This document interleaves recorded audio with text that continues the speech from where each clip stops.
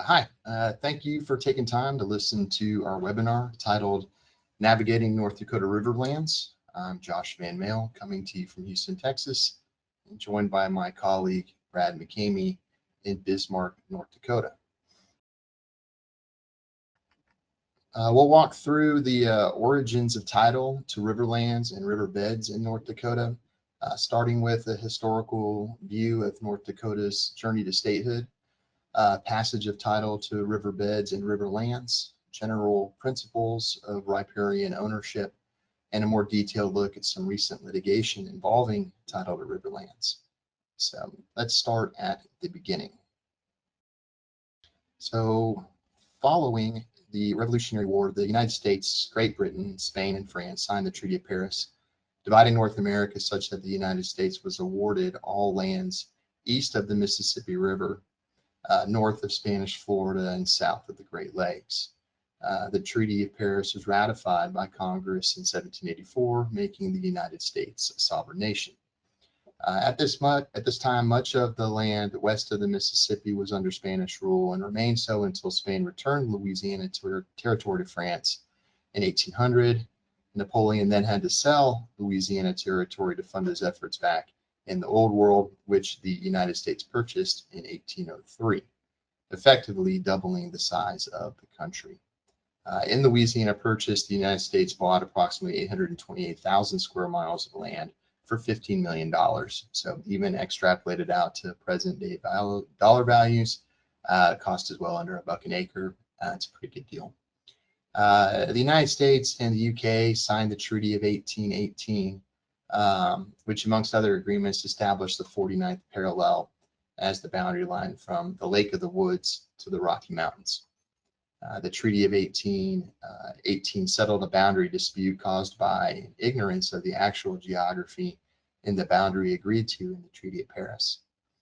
Present-day North Dakota is comprised of lands from both the Louisiana Purchase and the Treaty of 1818, with the 49th parallel serving as its northern boundary line. As settlers moved west, the lands were subdivided into vast territories of the United States. The territories were like quasi-states, where there was some local government and lawmaking and a federally appointed governor. The land comprising present-day North Dakota was at times part of various organized territories, but as parts of these territories gained statehood, new territorial boundaries were drawn.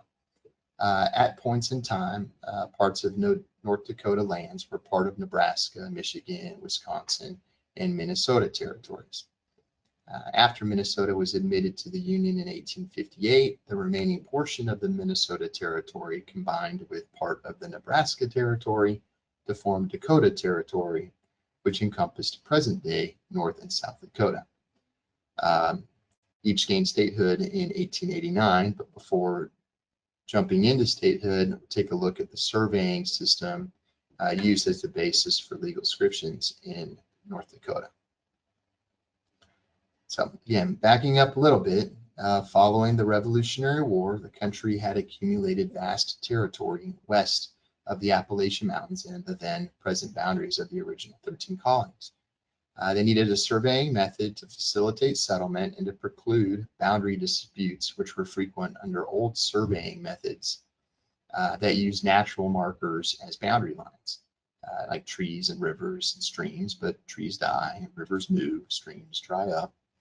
So under the Land Ordinance Act of 1785, the Public Land Survey System, aka the Rectangular Survey System, was created to orderly describe and dispose of western lands. The PLSS wasn't just a surveying method, it was a land policy tool. Congress wanted land to be surveyed before it was sold or patented so that conveyances would be standardized, legible, and defensible. The PLSS is a grid system of townships, usually containing 36 square mile sections, with each section usually having an area of 1 square mile or 640 acres. I say usually because the Public Land Survey System is often described as a grid, but in practice it is a measured system, not a geometric one. when surveyors encountered natural obstacles, prior claims, navigable waters, or closing errors from convergence of meridians, they created irregular sections, lots, and fractional tracts.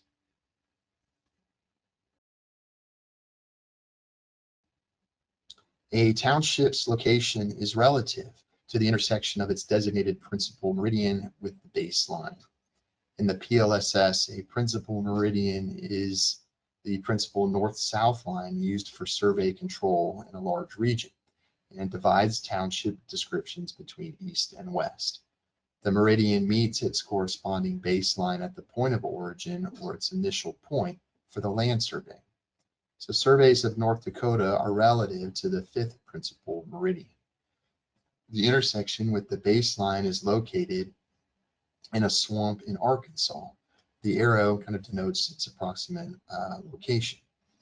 This corresponding green area represents all of the lands which reference the fifth principal meridian for surveying purposes. All lands in North Dakota are north of the baseline and west of the fifth principal meridian. So when you're looking at section 36, township 152 north, range 101 west in Williams County, you're looking at a section of land located in a township that's 152 townships north of the baseline and 101 townships west of the fifth principal meridian. North Dakota joined the United States in 1889. In North Dakota, the Enabling Act governs the division of title between the United States and the state.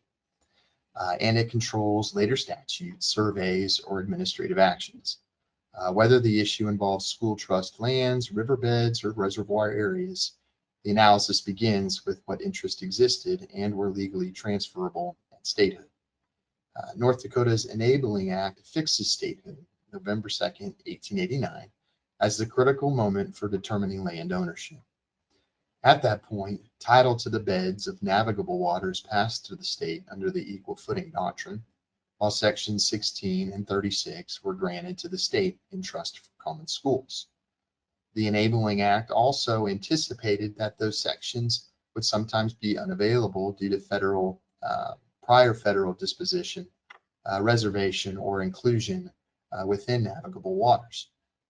In those situations, the act authorized the state to receive in lieu lands, substitute sections of equivalent acreage selected from other federal lands, ensuring that the school trust received the full benefit of the grant without impairing sovereign interests or previously conveyed rights. Under the equal footing doctrine, when North Dakota entered the Union on November 2nd, 1889, it did so with the same sovereign rights as the original states, including ownership of the beds of waters that were navigable in fact at statehood. Title vested automatically in the state at that moment, unless the United States had clearly and expressly reserved those beds beforehand. In North Dakota, equal footing fixes navigability and ownership as of statehood. It's not based on later movements, dam construction, or present-day use. Federal patents, surveys, or administrative actions after 1889 cannot divest the state of riverbed title that vested under equal footing. The equal footing doctrine, operating alongside North Dakota's Enabling Act, vested North Dakota with title to the riverbeds and certain sections, usually sections 16 and 36, as grant lands. North Dakota could issue patents on their grant lands acquired under the Enabling Act, as well as other lands acquired like through tax foreclosures or voluntary deed. Whether the state was able to reserve minerals in land patents was dependent on two factors: when the patent was issued and whether the subject lands were originally grant lands. Again, the grant lands looking at are usually that section 1636 or the in lieu lands. This chart on the right is a general guide detailing what the state can reserve, and the info can be found in North Dakota's mineral title standards. As at statehood, federal sovereignty over the territory did not disappear. It transformed. The United States retained ownership of undisposed public lands and reserved interest, while sovereign attributes such as navigable riverbeds passed to North Dakota by operation of law. under the equal footing doctrine. Every chain of title in North Dakota traces back to federal sovereignty, and what passed into private ownership depended on when the federal land patent was issued. Because mineral reservation policies changed over time, the date of the patent determines whether minerals were reserved at all, and if so, which substances and in what proportion the United States retained. In North Dakota, mineral ownership often turns on the date and language of the federal land patent, because as a result, reviewing the actual patent readily available through the BLM's online records is essential to determine what minerals, if any, were reserved and in what amount. When reviewing title from sovereignty, ensure the reservation in the county recorded patent aligns with the then current law. Rolling into a discussion, riverbeds and riverlands, it's important to note that not all of federal sovereign lands were patented out. For equal footing purposes, navigability was determined as of November 2nd, 1889, based on the waterway's ordinary and natural condition. Again, later dams, channelization, reservoirs, or modern recreational use are legally irrelevant to the title inquiry. And the test is not whether a river was heavily traveled or profitable, but whether it was used or susceptible to use as a highway for commerce. Seasonal use, limited trade, or suitability for transport, common to the time and place, can satisfy the standard. If navigable at statehood, the bed of the water body is owned by the state of North Dakota. If non-navigable, then title remained with the United States and is or was subject to patent. The North Dakota Mineral Title Standards and the State Water Commission provide practical guidance on navigable and non-navigable waters for title examination and water administration, but they do not determine sovereign ownership. Title standards generally treat waters historically recognized as navigable, such as the Missouri River and other major waterways, as state-owned under the equal footing doctrine, while smaller streams are presumed non-navigable absent evidence to the contrary. Importantly, both recognize that navigability for title purposes is ultimately a judicial question determined by historical use at statehood and not by agency designation alone. Once a waterway is determined to be navigable at statehood under the equal footing doctrine, the next question is not whether the state owns the bed, but how far that ownership extends.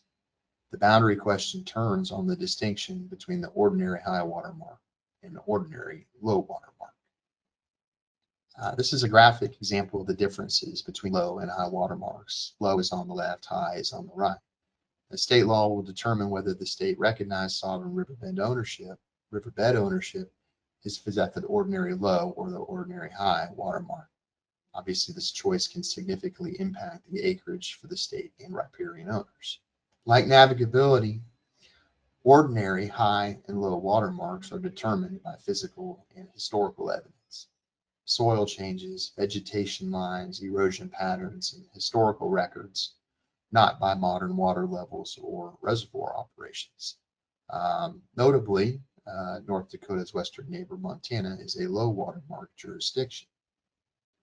North Dakota is an ordinary high watermark state, confirmed by the Repeat State holding and defined in Chapter 61 of the Century Code. The ordinary high water mark, according to the code, is that line which the presence and action of the water upon the land is continuous enough so as to prevent the growth of terrestrial vegetation, destroy its value for agricultural purposes by preventing the growth of and what may be termed an ordinary agricultural crop, including hay, or it's restricted its growth to predominantly aquatic species. As noted, the Yellowstone and Missouri rivers are navigable water bodies that traverse the Bakken-producing regions. Once the ordinary high water mark establishes the true boundary of sovereign ownership, the next question, the next issue is how that boundary was reflected or imperfectly reflected on the original government surveys. And that brings us to meander lines. When surveyors encountered navigable waters, they were directed to run meander lines for acreage calculation and to depict the general course of a water body. Meander lines were never intended to mark the legal boundary of ownership. Where a waterway is navigable, the legal boundary follows the ordinary high water mark on the ground, even if the meander line is inaccurate, incomplete, or omitted entirely. The ordinary high water mark controls on the ground. The meander line is only the surveyor's sketch of where the water appeared at the time of the survey. Meander lines and ordinary watermarks matter most in navigable waters where sovereign ownership limits private title. When a water body is non-navigable, the analysis shifts from sovereignty to riparian rights and from fixed public ownership to private boundary apportionment. In North Dakota, beds of non-navigable streams and lakes are privately owned, with title generally extending to the thread of the stream or the center of the lake, unless the deed or patent clearly provides otherwise. Ownership in non-navigable lakes and streams is determined through shoreline apportionment, which allocates the bed among riparian owners in proportion to their shoreline frontage, rather than by extending straight lot lines or section lines into the water. While navigable waters will limit private title, non-navigable waters expand it. The riparian rights and shoreline apportionment determine who owns what beneath the water. In North Dakota, a conveyance of land abutting a non-navigable stream or lake is generally presumed to carry riparian rights and title to the thread of the stream or center of the lake, unless a contrary intent appears. That presumption reduces risk, but it does not eliminate it. As a practical matter, express language conveying all riparian rights and interests reduces the risk of gaps, overlaps, or omitted lands, especially in mineral title. Riparian ownership is dynamic. It's not fixed. Where land borders a river or a stream, title can shift over time as the water course itself moves. So through accretion, land is gradually and imperceptibly added as sediment builds along the bank, increasing the riparian owner's acreage. Through erosion, the land is gradually worn away, and title to that land is lost as the bank recedes. The key principle here is a gradual change. When the movement of the river is slow and natural, the legal boundary moves with the water, and ownership follows the changing riverbed.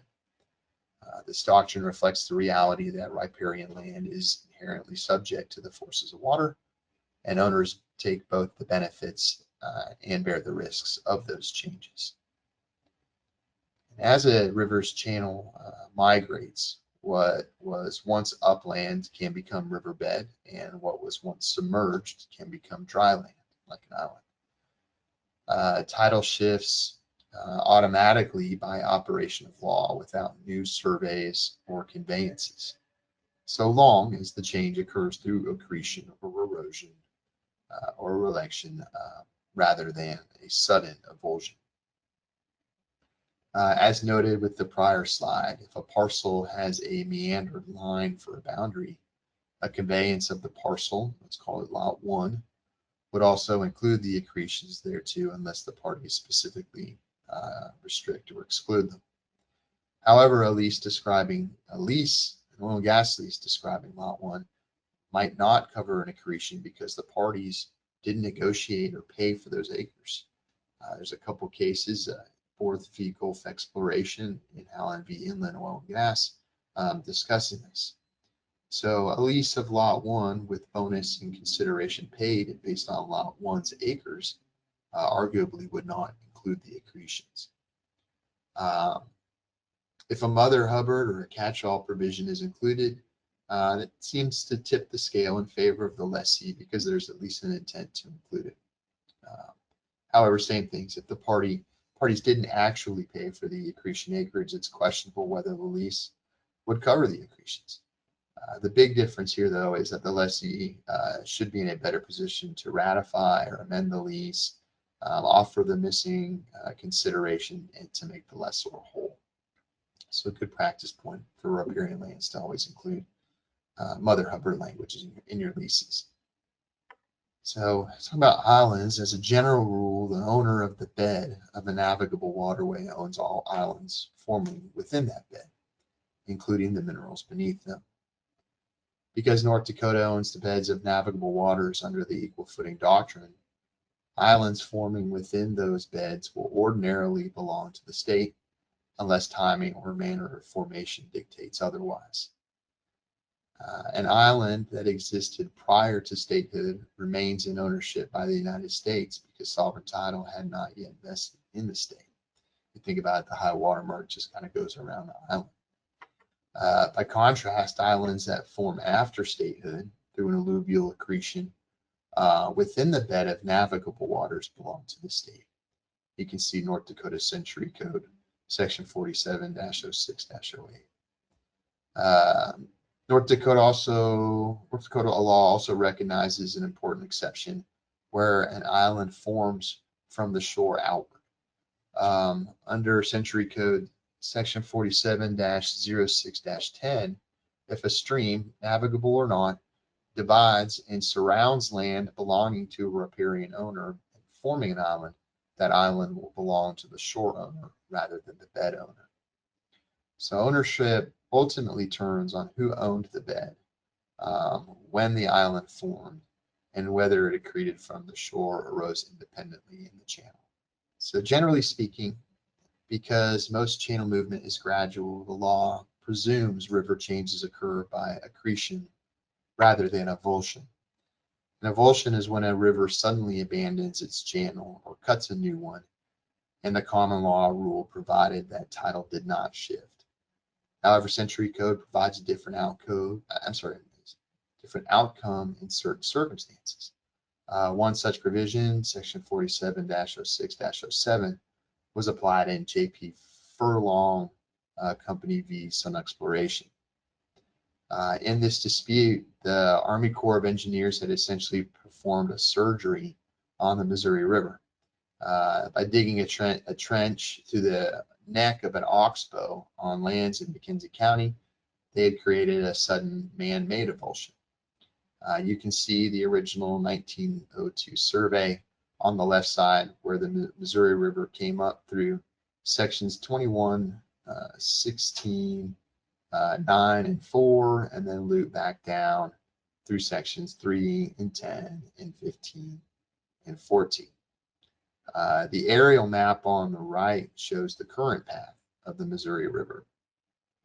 The Army Corps dug this trench through section 15, basically cutting off this loop and creating an oxbow that was no longer connected to the Missouri River or deemed to be a navigable river. The land subject to the case lie in section 9, which was part of the abandoned riverbed. So this little part right here. So in 1957, the United States condemned land in section 15 from Emery Papineau. Papineau was able to retain his mineral interest therein. Usually in this, when land was condemned or taken by eminent domain, the mineral interest would go with it. Following the acquisition, the Army Corps dug a large trench through the acquired lands, and the Missouri River formed a new channel through the trench, leaving an oxbow, the former riverbed landlocked in section 9. In the early 80s, the leasing activity began, and oil and gas leases were taken from different lessors, claiming ownership of the minerals underlying the abandoned riverbed. In October 1982, Sun obtained a lease from a mineral owner on lands adjacent to the oxbow in section 9, who may gain title under accretion principles. In August 83, Ladd Petroleum Corporation obtained a lease from the state of North Dakota for the Oxbow Riverbed in section 9, and Furlong's predecessor, Chorney, obtained a lease from David A. Papineau as a successor in interest to Emery Papineau. In November 85, Sun drilled a producing well in the northeast quarter of section 9, very close to the abandoned riverbed. At the trial level, the Sun defendants, including Sun, Ladd, and the state of North Dakota, successfully argued that Section 47-06-07 of the Century Code did not apply to the Oxbow Riverbed because the course change was man-made and the Oxbow Riverbed still held water. On appeal, the North Dakota Supreme Court took a deeper dive into the statute, providing contextual history and comparing common law rules with ancient codes that served as the foundation for much of the current Century Code. Common law avulsion did not result in a change of title. The boundaries remained static, the same as before the avulsion event. The current statute takes a different approach. Section 47-06-07 provides that if a stream, navigable or not, forms a new course, abandoning its ancient bed, the owners of the land newly occupied take by way of indemnity the ancient bed abandoned, each in proportion to the land of which he has been deprived. The court ultimately decided that the statute applied and awarded to the mineral title to the abandoned riverbed in Papineau and its mineral lessee, J.P. Furlong. The court declined to infer that the avulsion had to be natural occurring. That was not written into the statute. So, although title was awarded to the Furlong group, the manner in which it was awarded was still ripe for debate. The courts were again tasked with answering that question in the companion Kim Go cases. So after the Furlong decision, the Kim Go plaintiffs, who also owned mineral interests in the new riverbed trenched by the Army Corps, filed a suit to quiet title, arguing that ownership of the abandoned riverbed should be undivided in proportion to the relative interests of land taken. It must have been some good lawyering because the trial court agreed, but the court also severed any remaining claims under that clause and certified their decision on that issue for appeal, which it was appealed. Important to note that the Furlong and Papineau group owned the western 76% of the lands taken by the new riverbed, and Kim Go and the mineral owners Erickson owned the eastern 24% of the new riverbed. No, not dispositive on any issue raised. The court's recitation of the facts indicated that there were 5 producing wells drilled on tracts that included the western portion of the abandoned riverbed, and none had been drilled affecting the east end of the riverbed. So read between the lines, it seems pretty clear why the Kim Go group were advocating for undivided ownership. On appeal, the court reversed, indicating a preference to divided ownership in similar cases involving accretions, and ultimately stating that ownership in severalty more fully restores the parties to their former positions by providing them with the same kind of ownership that they formerly enjoyed. They remanded to decide issues on the actual division to the trial court, which declined to adopt Erickson's elaborate division of the abandoned riverbed acreage into 19 different spacing units, with each group owning a divided share of each spacing unit. Eventually, the shoreline apportionment method was adopted by the trial court, and it was a decision which was upheld in Kim Go 2. So we've gone through the North Dakota's treatment of basic riparian principles, but need to be mindful of some caveats applying them to riverlands in and around Lake Sagawakeda. The lake was formed following construction of the Garrison Dam in the 50s. The project was carried out by the Army Corps of Engineers, which surveyed and acquired certain lands around the then existing Missouri River, either by deed or through eminent domain. Some of these river lands did not need to be reacquired by the Corps, as that they were never patented out. This would end up proving to be an important distinction in subsequent litigation. The lands, though, like retained or reacquired, formed a ring around the Missouri River, anticipated to fill a bathtub ring, anticipated to fill once the dam had been completed. So prior to the Bakken oil boom, which began around 2005, the exact location of the submerged riverbed was a question of only really historical significance. However, with the advent of modern oil and gas drilling technology and the lake's location in the Bakken oil fields, the submerged riverbed's historic ordinary high water mark has taken on new importance.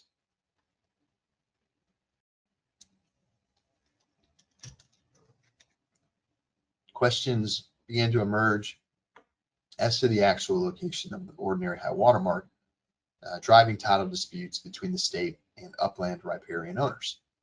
As oil and gas development surged in the area, the resulting litigation frequently involved operators for competing leasehold interests.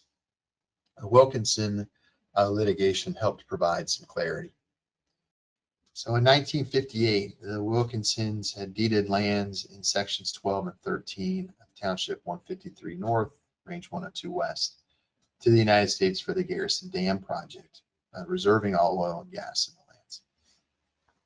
In 2008, the Land Board authorized the Department of Trust Lands to conduct a high water mark survey of the Yellowstone and Missouri rivers in cooperation with the state engineer to determine the ordinary high water mark and the acres below that mark.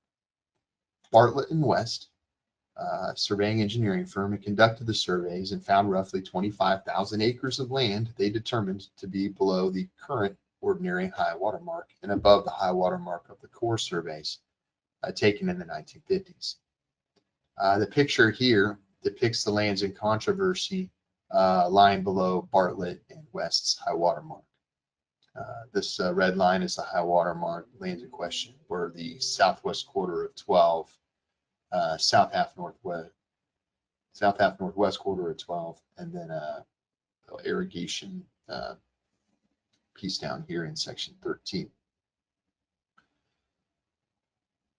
The Land Board subsequently leased this land, and the Wilkinson successors sued the Land Board, asking the court to determine ownership of the minerals in and under the property. The Land Board, their mineral lessee, and the state engineer moved for summary judgment, requesting the district court to determine that the state holds title to the bed of the Missouri River up to the current ordinary high water mark. The district court agreed, concluding the lands were below the current ordinary high water mark and belonged to the state. But while the case was pending, the North Dakota legislature enacted Chapter 61-33.1 of the Century Code related to the ownership of mineral rights of land inundated by the Garrison Dam project. In Wilkinson 1, North Dakota's Supreme Court noted that the new law applied retroactively to wells spudded after January 1st, 2006, and they remanded the case to determine whether the new statute applies in government ownership of the minerals in dispute. So section 61-33.1-02 of this new Missouri riverbed statute states that the state's sovereign ownership of the riverbed segments subject to inundation by the Pick Sloan Missouri Basin Project dams extends only to the historical Missouri riverbed channel up to the ordinary high water mark. The state holds no claim or title to any mineral above the ordinary high water mark of the historical Missouri riverbed channel, except for original grant lands acquired by the state under federal law or acquired by the state to purchase, foreclosure, or other written conveyance. Under this new law, the Department of Mineral Resources, which is under the Industrial Commission, was directed to hire a surveying and engineering firm to conduct a review of the Corps survey to determine the ordinary high water mark of the historical Missouri riverbed channel, limited to the segments ranging from the northern boundary of the Fort Berthold Indian Reservation to the southern border of sections 33 and 34, Township 153 North, Range 102 West. It's just a little bit down here. Wink Associates, W-E-N-C-K, carried out the review, which we call the Wink study, and they were tasked with determining by clear and convincing evidence whether the Corps survey does or does not reflect the ordinary high water mark of the historical Missouri riverbed channel. Surveyor carried out their review, and after the requisite public comment period, the NDIC under order number 29129 adopted a part and amended in part the Wink studies recommendation and determine and set the ordinary high water mark of the historical Missouri riverbed channel. The Bartlett and West report, like their determination was favorable to North Dakota, while the determination by the Army Corps segment maps disfavored state ownership, and the Army Corps segment maps and supplemental plats favor the United States and the upland owners. The Wank report occupies the middle ground between the Bartlett West report and the supplemental plat and Corps segment maps in its determination of the high water mark. The statute provided that once adopted by the Industrial Commission, the Land Board could contract with the surveyor engineer to analyze the findings and determine the acreage above and below the ordinary high water mark as delineated by the NDIC's final findings.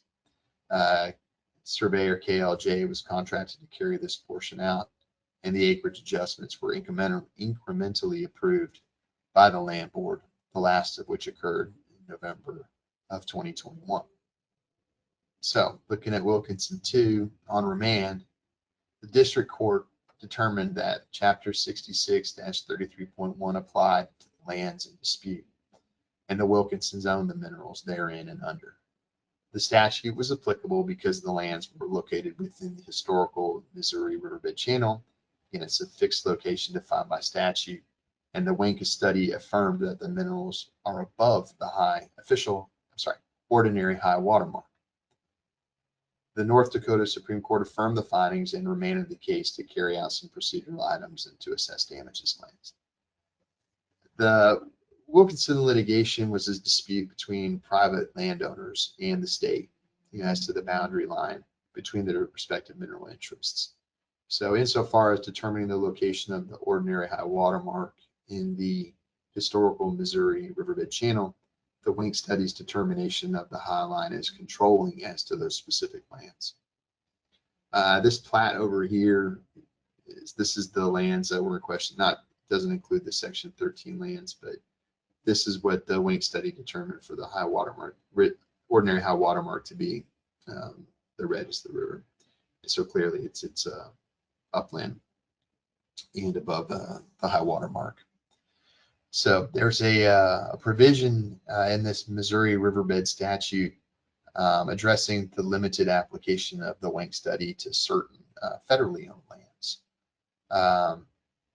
There's a public domain lands, what they're called, and saying notwithstanding any provision of this chapter to the contrary, the ordinary high water mark of the historical Missouri riverbed channel abutting non-patented public domain lands owned by the United States must be determined by the branch of cadastral study of the United States BLM in accordance with federal law.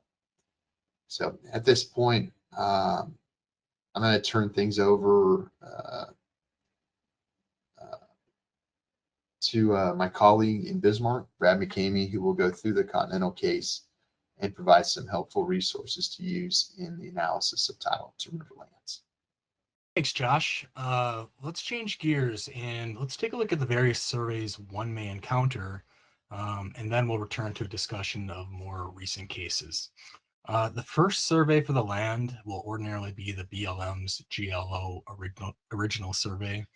This is a cadastral survey which was conducted in the mid-1800s into the early 1900s, depending on where in the state the land might be located. In other words, townships farther to the east, those surveys would have been done earlier in time, and then those out west later. This survey essentially acts like a snapshot of a moment of time, just because the BLM won't edit or change it. It just stands on its own.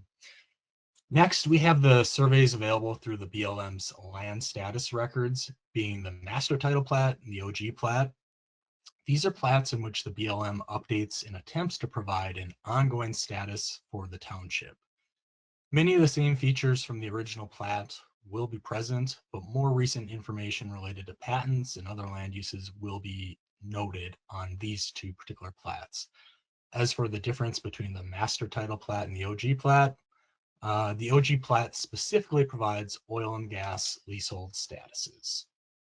Next, as discussed throughout, The segment maps were prepared in conjunction with the construction of the Garrison Dam. These surveys were prepared to provide evidence of the historical ordinary high water mark for the acquired lands along the Missouri River, and then to identify the riparian landowners whose property would be subject to condemnation and takings. Next, there are, of course, the state's ordinary high watermark surveys. And finally, we may encounter surveys commissioned by private individuals for the purpose of settling disputes that don't involve the United States or the state of North Dakota. So depicted on this slide is an original survey for the township whereupon the Missouri River enters North Dakota from Montana. This is, of course, a handwritten survey, and among the notes and features that we can see are on here are Missouri River and Yellowstone River. There's directional notes as to which directions they're moving. South of the Missouri River, we can see an old abandoned channel of the Missouri River. North of the river, we can see the Great Northern Railway. We can see some topographical features, wetland areas, hilly areas. Just above the Missouri River, there's a note for Fort Buford Historic Site, a old plains military site from the 1860s. And then also you'll see trails on here, as well as various homesteads and houses noted. So how do we access an original survey? Formerly, these original surveys were only available through the State Water Commission's website, but recently they've been added to the BLM's General Land Office website. Thus, to access the original survey, you first need to navigate to the BLM GLO website, which will look like this. And then on the left-hand menu, if you select the surveys option, you can then search by state, township, and range to find your lands. Okay, here is an example of an OG plat. This is the very same township, so we see a lot of the same features. The railroad's present, the rivers are present. However, what stands out with this particular plat is the lines are going to be cleaner. It's just a cleaner, simpler visual. But we're also going to see patent information. So if there's a patent that's been issued for the lands, we'll see a numerical code for that patent, and then potentially a reservation noted on this plat. Additionally, for our section 16s or 36s, we'll see state grant information. And then finally, if it's a federal parcel of land, we might see leasing information if that's something that the lands are subject to. Next, on the right-hand side of this plat, additional notes are provided. Here we can find information on communitization agreements, as well as additional survey information. For this particular plat, it includes a note, Missouri River main channel is the county boundary. Thus, we know to the north of the Missouri River will be Williams County, and to the south, McKenzie County. So how do we access the MT or OG plat? Same thing, if we navigate to the BLM's General Land Office website, from there, instead of selecting surveys, we're going to select LSR. And same thing, we'll enter in the state, the township, the range. And then when we get our search results, we'll have the MT plat, the OG plat if you have federal lands in that township. And then additionally, you may have options that include a historical index page or an acquired historical index page. The historical index page provides a chronological listing of all actions affecting title to the federal land within that specific township. The acquired historical index lists all actions affecting the title or use of federal lands that were acquired by the United States, rather than those lands that the United States has owned continuously, in other words, public domain lands. So next, the segment maps were prepared by the Army Corps of Engineers. So the 1952 segment maps, they describe the lands from the Garrison Dam out east, extending approximately 178 miles west along the Missouri River, stretching to just a couple miles west of Williston. These maps or segments are numbered with a letter indicator from A to roughly double H, with each segment map covering roughly a township. This particular segment on the slide is map GG, and it shows the area immediately surrounding Williston. So on the survey itself, we can see the then current location of the Missouri River as it looked in 1952, as well as the former boundary of the river as it looked on the original survey. Additionally, what the segment map will include is an acquisition tract register, which lists all landowners, assigns them a tract number and an acreage for their tract.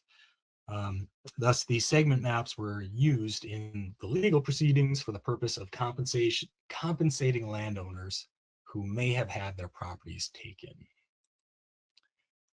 As far as obtaining copies of the segment maps, they're not available online. Instead, these documents are stored at the Corps' Garrison Riverdale Project Office in Riverdale, North Dakota. Thus, if you need a copy of a particular segment map, you'll just need to reach out to that office and contact them directly.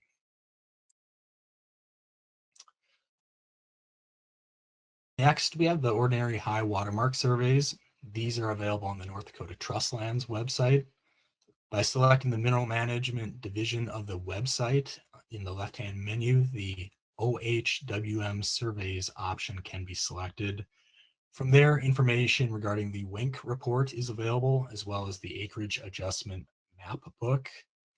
Finally, at the bottom of this depicted page will be links to other surveys, including the older Bartlett and West surveys, as well as the task order surveys, which could be used for those lands that are outside the boundaries of the historical Missouri Riverbed channel. Now that we've looked at the basic surveys, let's return to discussing recent cases. First up is Continental Resources versus North Dakota Board of University School Lands. In 2016, Continental Resources filed an interpleader action bringing the Land Board and the United States together for a determination of the ordinary high water mark between the state-owned riverbed and federal lands. Each had competing claims to more than $3.5 million in suspense. In plain terms, if North Dakota law and the state's surveys governed the location of the high water mark, the Land Board would be entitled to a greater percentage of these royalties. Conversely, if the federal survey controls, the United States would be entitled to a larger percentage of the royalties. So ultimately, the question at hand in this case is what survey or surveys to apply? Does federal law continue to define the ordinary high water mark, or does state law control? So the BLM's position was that its surveys would apply, and its surveys would be used to determine the ordinary high water mark, whereas the state wanted to apply its recent ordinary high water mark surveys. So in support of its position, the BLM published supplemental plats between 2013 and 2014. However, the state of North Dakota protested to the BLM, which was ultimately rejected. And then the state appealed the BLM's decision to the Interior Board of Land Appeals. The IBLA ultimately rejected the appeal, and that occurred on March 25th, 2020. Meanwhile, the original filing and the date the trial court arrived at its decision, the high watermark statutes were enacted by the state, and then the previously discussed Wilkinson litigation had concluded. So in this case, before the United States District Court, what they were specifically analyzing was the mineral estate in former uplands, which consisted of a mix of retained public domain lands, being those lands that were never patented, and acquired mineral interest, which belonged to the United States. The court considered North Dakota Century Code section 6133.106, which provided that For non-patented public domain land, the ordinary high water mark would be uh, uh, described under federal law, which in this case would happen to be the core survey or any supplemental plats as commissioned by BLM. So federal law will fix the initial boundary line between the uplands and the riverbed at the time of a state's admission to the Union. But after that point, um, that determination is solely for the purpose of fixing those boundaries, um, such that after that point, equal footing doctrine has played its role. The land is then subject to the laws of the state. So if after the state is admitted to the Union, there are changes in the contour of the land, um, or if the United States transfers other properties, those changes in the land, state law will govern where those boundaries lie. So the generally applicable principle that state law governs issues relating to property, um, it's not absolute. It will yield if some other principle of federal law requires a different result. Um, for example, if the United States has never yielded that title or terminated its interest in those riparian lands, then federal law will still control. Um, so in conclusion, if the United States never yields title to the land at issue, federal law will control. Um, Thus, the BLM's cadastral surveys or the core segment maps would dictate the boundaries of the ordinary high water mark for public domain lands, those lands that the BLM never issued a patent for, never conveyed away. Um, However, if the United States has issued a patent or otherwise conveyed property, but later reacquires that property being acquired lands will be subject to the laws of the state. Um, in other words, the riparian boundary for acquired land will be dictated by the state's ordinary high water mark surveys. Therefore, as to the location of boundaries for acquired lands, the district court granted summary judgment in favor of the state of North Dakota. However, that wasn't the end of the Continental versus Board litigation. The United States immediately appealed, and the Eighth Circuit Court of Appeals reviewed the matter and ultimately issued a decision in May of 2025. So the Court of Appeals looked at the case again and reiterated that the initial determination of the ordinary high water mark was determined by federal law. Thereafter, if the United States yields title to the uplands above the high water mark, and if the ordinary high water mark moves, state law will then govern the current location of the ordinary high water.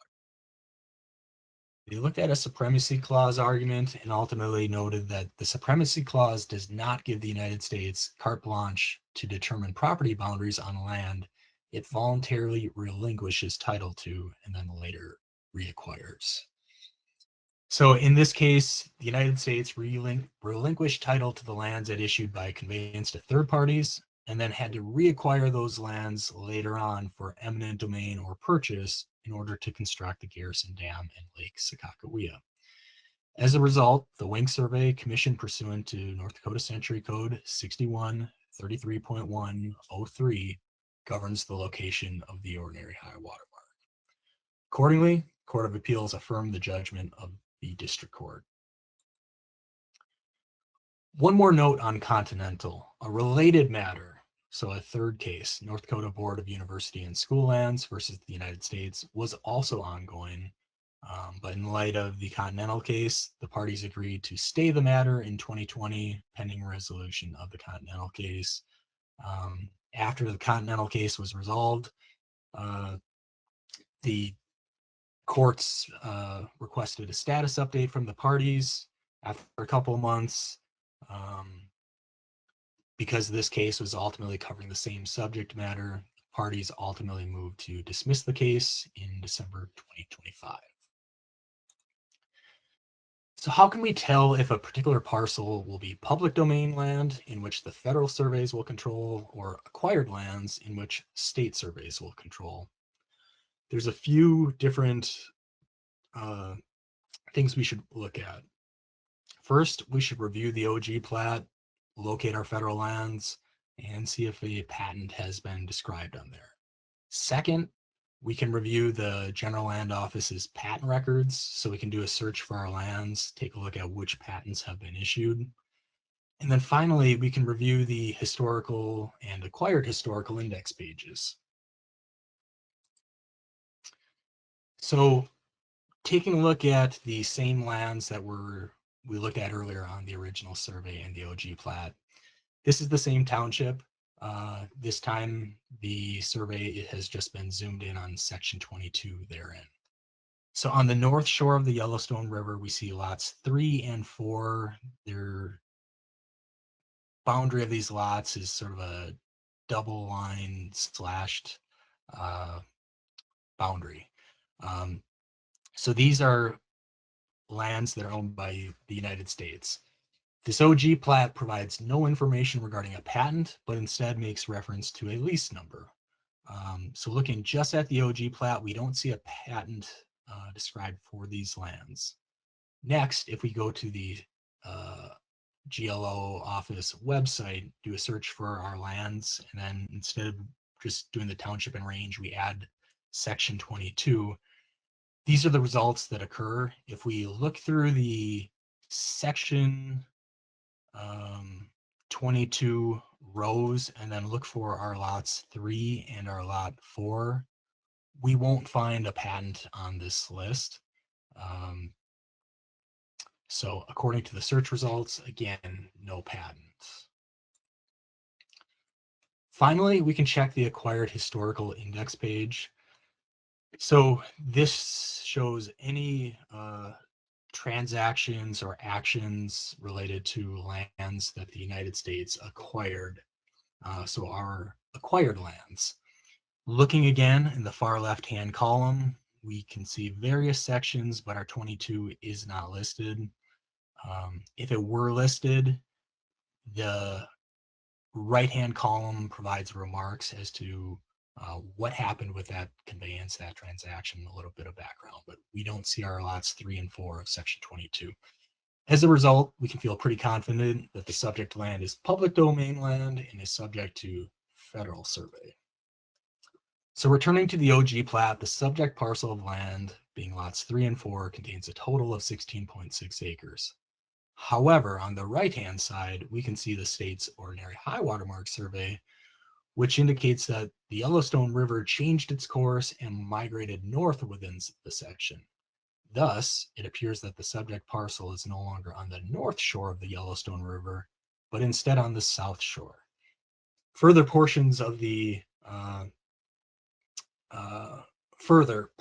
subject parcel appear to be located below the ordinary high water mark.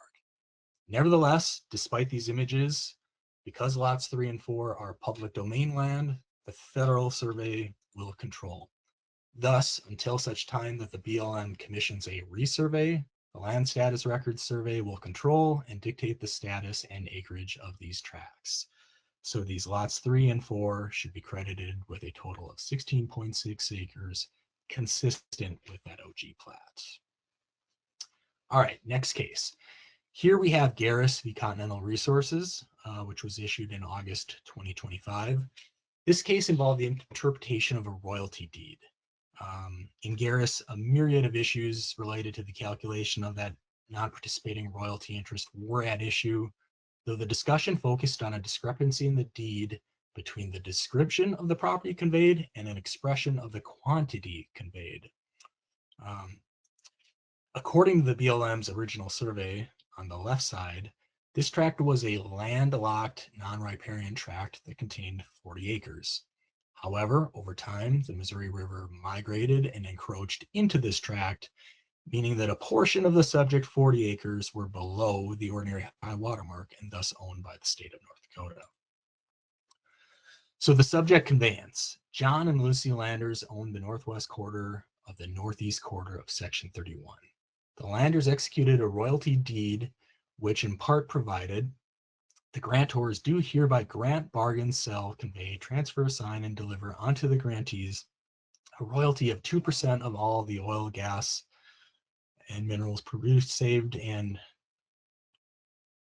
saved from the following described lands situated in McKenzie County, the northwest quarter of the northeast quarter of Section 31, containing 40 acres. As mentioned on the previous slide, the northwest quarter of the northeast quarter was originally non-riparian. However, the high watermark survey indicates that it is now a riparian tract. And then further, the survey indicated that the quarter section contains just 39.94 acres. And out of that 39.94 acres, 0.93 acres existed below the ordinary high watermark of the Missouri River. Thus, the issue would become, how do you calculate that royalty? Should it be based on 40 acres being the number of acres that the land originally covered? Should it be 39.94 acres being the number of acres that recent high watermark survey described? Or should it be 39.01 acres being the number of acres located above the ordinary high water mark according to that recent survey? So what did the court decide? The court noted that the royalty deed's description of the property states the described property contains 40 acres. Further, the court noted that the parties stipulated that the property contained 39.94 acres. The court then laid out its analysis. First, it will interpret deeds in the same manner as contracts. And second, in construing a deed, the primary purpose is to ascertain and effectuate the grantor's intent. Thus, when there's a discrepancy in a deed between the specific description of the property conveyed and an expression of the quantity conveyed, this specific description will be controlling. Accordingly, a statement in a deed of the quantity of land conveyed may be considered only if other elements of description in the deed are ambiguous or uncertain. Next, the court noted that the grantors warranted title to the property they were conveying and that the grantors owned sufficient minerals to fully honor the grant. Finally, the court held that the plain language of the royalty deed was unambiguous. The described lands are specifically identified as the northwest quarter of the northeast quarter and containing 40 acres. Therefore, the grantees in this case received a 2% royalty based on all oil and gas produced from the entire tract of land described.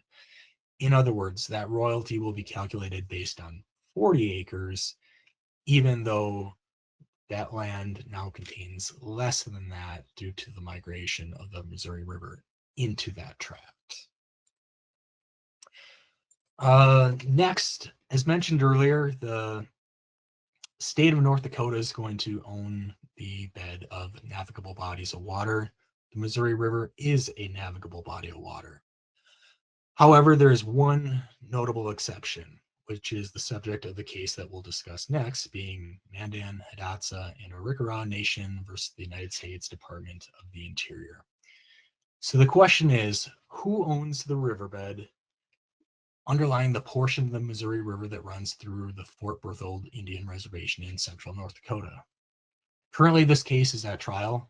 Most recently, on January 6th, the United States District Court for the District of Columbia issued a memorandum opinion and order denying summary judgment motions by both MHA Nation and the Department of Interior. So what's going on? The United States and MHA Nation maintain that the federal government possesses legal title to the riverbed and are holding it in trust for the MHA Nation. The state, on the other hand, contends that under the equal footing doctrine, title passed to the state upon admission to the Union in 1889. So a little bit of background. In 1851, the United States negotiated the Treaty of Fort Laramie with the MHA Nation and other tribes. Within the treaty, they described the boundaries of this reservation and made reference to the river, locations along the river. Subsequently, in 1866, the MHA nation negotiated an agreement with the United States granting right-of-ways through their country and ceding certain portions of the land in the reservation on the northeast side of the Missouri River. However, that agreement was never ratified. There was an executive order in 1870 that officially established the boundaries of the reservation. 1880, another executive order. So ultimately, these actions over the course of those 30 years, these are called the reserving documents, being the 1851 treaty, 1866 agreement, 1870 executive order, and 1880 executive order. So in modern times, in 1936, the Department of Interior solicitor issued the first M opinion, or legal opinion, addressing ownership of the riverbed, finding that the riverbed did not pass to the state of North Dakota upon statehood. That position stood uncontested for a number of years. In 1970, the energy company Impel sought to lease the bed of the river, and North Dakota contested these leases, appealed to the IBLA. However, in 1979, the IBLA ruled that the riverbed within the boundaries of the reservation belonged to MHA Nation and not the state. State of North Dakota didn't appeal. Fast forward to the early 2000s, when we have improvements in drilling technology, state of North Dakota again asserts ownership to the riverbed. It begins issuing its own leases to private parties.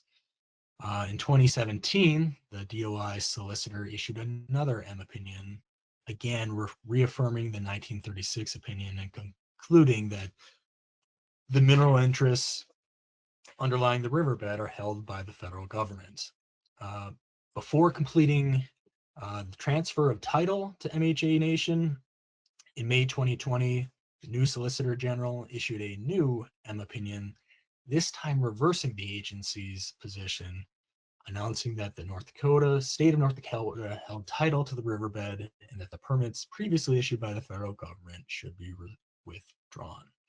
In response, MHA Nation filed the instant lawsuit in July of 2020.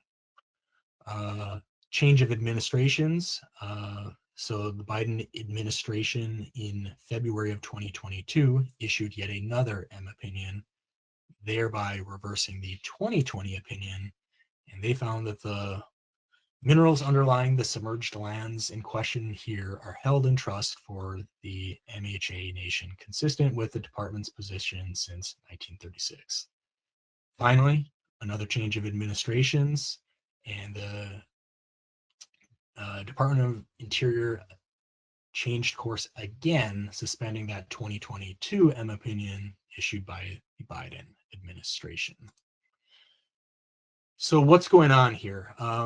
In Alaska versus United States, the Supreme Court created a two-step test to determine whether a new state possesses title to submerged land within a federal reservation. First, a court must consider whether the United States clearly intended to include submerged lands within the reservation. The goal here is to ascertain whether the United States intended to include those lands. Other courts, in doing this, they've examined language that the federal government used when creating the reservation, as well as the intended purpose of the reservation. The second part of this test, the court will consider whether the United States expressed its intent to retain federal title to submerged lands within the reservation.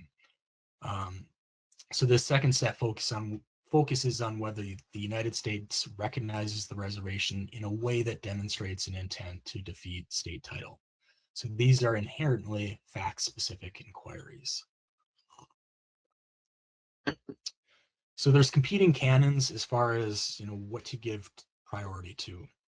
Under the so-called Indian canon, due to that unique trust relationship between the United States and the Indians, the Supreme Court has also instructed that treaties and statutes concerning Indian tribes must generally be construed liberally in favor of tribes. On the other hand, the equal footing doctrine, under that canon, courts must begin with the presumption that title to submerged lands must pass to the state. However, in determining whether that presumption has been overcome, the Indian canon should apply where ambiguities in the relevant documents exist. One previous case, a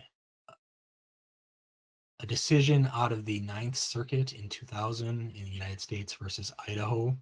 In that case, the Ninth Circuit held that Congress intended to include submerged lands in Lake Coeur d'Alene in Idaho, and they determined that Congress had intended to include those submerged lands within the reservation and that they were retained by the tribe. However, the U.S. Supreme Court has not directly addressed these cases, but it has written approval of that Ninth Circuit decision. So in the instant case, the district court notes that it must start with the strong presumption that under the equal footing doctrine, title to the riverbed passes to North Dakota upon statehood. The issue before the court then is, has that presumption been defeated? Under step one, the plain language of the reserving documents alone does not clarify whether the federal government intended to include the submerged lands in the reservation. Terms such as riverbed or submerged lands were not used anywhere in those reserving documents. Next, the language on its face does not unambiguously indicate one way or another whether the federal government intended to include the riverbed itself in the reservation. Thus, the court must look beyond the plain language of the reserving documents. Accordingly, MHA's nation's motion for judgment on the pleadings failed. Under step two, the district court had stated that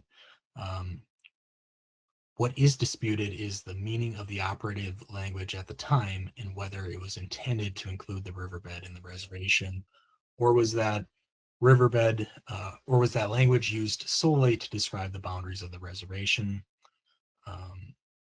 MHA Nation argues that by drawing the reservation's boundaries to include the river, particularly language such as to include the far side of the river, that the entire width of the river fell within the reservation, the United States intended to include the riverbed. On the other hand, the state asserts that any reference to the Missouri River were made merely because it was a recognizable geographic feature, and that phrases like up or along the river were common phrases in geographic descriptions of reservation lands.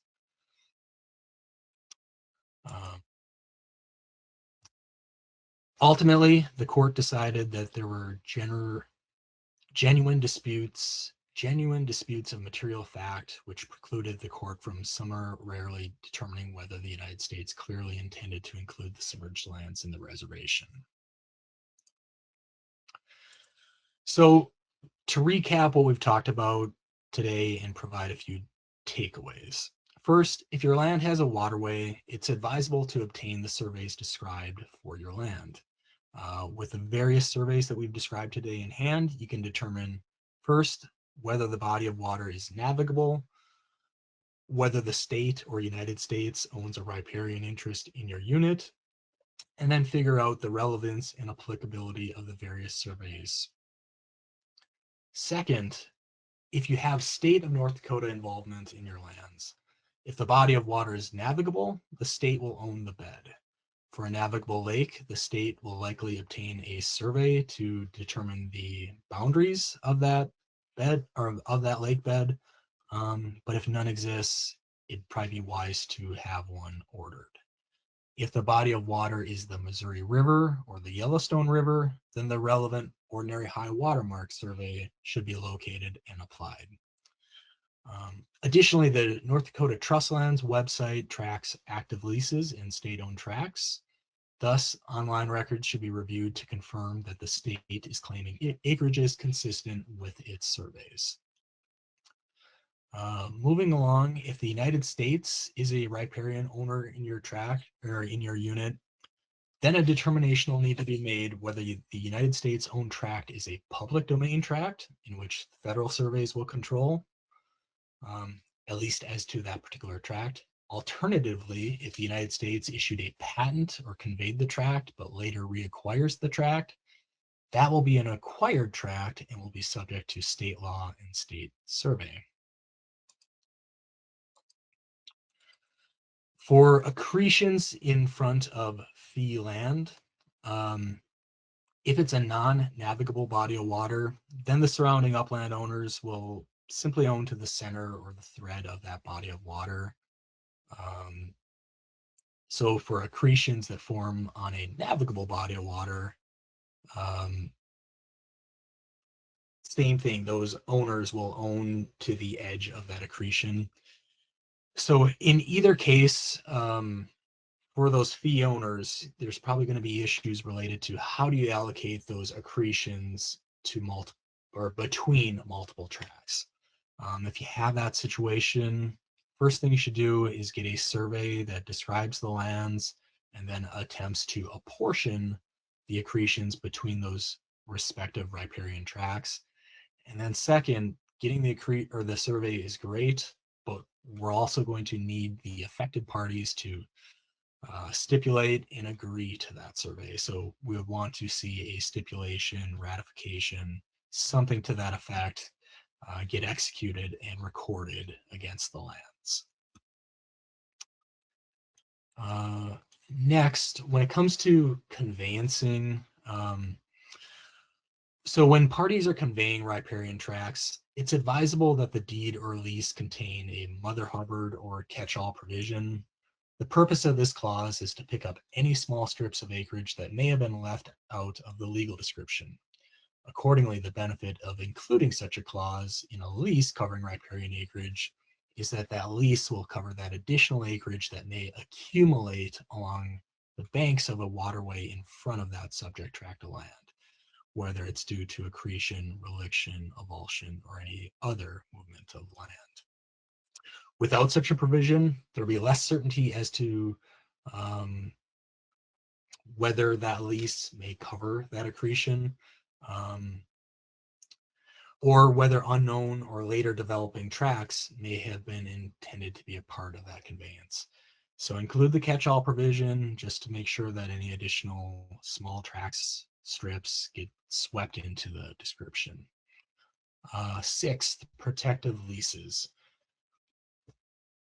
It's often that there's disputes occurring among interested parties as to acreages attributable to certain tracts of land and the boundaries thereof. Thus, under those circumstances, it's wise to obtain protective leases. In other words, obtain leases from both parties. That way, regardless of how any such dispute turns out, the affected tract of land will be covered by one lease, whether it's from one side or the other side. Finally, when it comes to the question of royalties and whether they can be suspended, for fee owners, the safe harbor provision of NDCC 47-1639.1 allows the operator to suspend disputed portion of payments in the event of a clear title dispute. Note, however, that location of the ordinary high water mark is settled, so location issues likely wouldn't meet that standard.